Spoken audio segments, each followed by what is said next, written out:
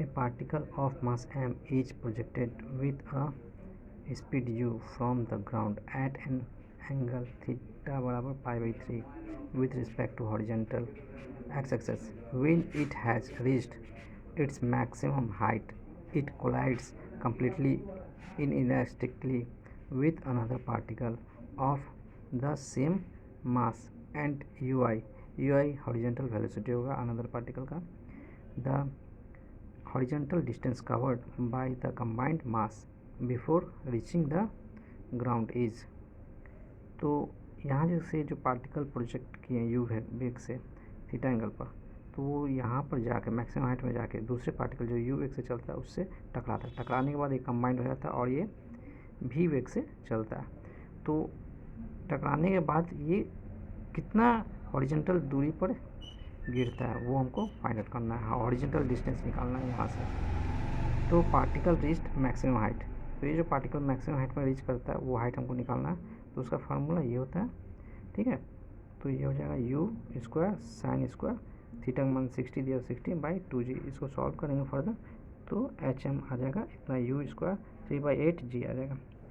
अब at maximum height particle collide with another particle, ठीक है, moving ui horizontally.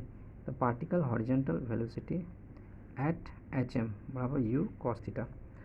तो इसका जो प्रोजेक्शन लेंगे एक्स एक्सिस पर u cos थीटा होगा हॉरिजॉन्टल वेलोसिटी. वही velocity horizontal velocity maximum height पर होगा इस पार्टिकल का u cos थीटा, ठीक है. तो from law of conservation of momentum हो जाएगा एम यू ये वाला इसका वेलोसिटी, दूसरे पार्टिकल का वेलोसिटी, दूसरे पार्टिकल का मोमेंटम, और एम यू कॉस थीटा इस पार्टिकल का मोमेंटम बराबर हो जाएगा कोलिजन के बाद दोनों का मास समान है तो 2m v. तो टकराने के बाद v वेग से जाएगा और दोनों जब टकराएगा तो दोनों जुड़ जाएगा तो 2m v हो जाएगा इसका मोमेंटम टकराने के बाद. तो ये हो गया इक्वेशन. तो इससे v निकला 3/4u. अब again time taken by combined particle vertical distance बराबर हो जाएगा time taken by the combined particle in horizontal distance बराबर लेट t. तो यहाँ से जब ये पहुँचेगा यहाँ तो उसी समय में ये पार्टिकल वर्टिकली भी यहाँ पर पहुँचेगा. तो दोनों का टाइम क्या होगा, सेम होना चाहिए, ठीक है. यहाँ से जब ये यहाँ पहुँचेगा तो यहाँ से यहाँ पहुँचेगा वही समय वर्टिकली, तो दोनों का टाइम सेम होगा, ठीक है. तो वही मैं टी माना इसको. तो ये फार्मूला होता है एस बराबर U T plus half G T square का लगाएं यहाँ पर. तो एच एम मैक्सिमम हाइट और ये तो वर्टिकली जो वेलोसिटी होगा डाउनवर्ड वो 0 होगा, इसीलिए मैं डायरेक्ट यहाँ पर लिखा हूँ एच एम बराबर है half G T square.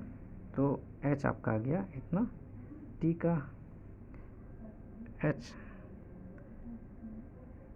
M का जो वैल्यू है वैल्यू यहाँ पर रखें, वैल्यू रखें एच एम का, सॉल्व किए तो टी आ गया इतना. अब horizontal distance covered by the combined particle after collision बराबर हो जाएगा v इंटू टी, ठीक है.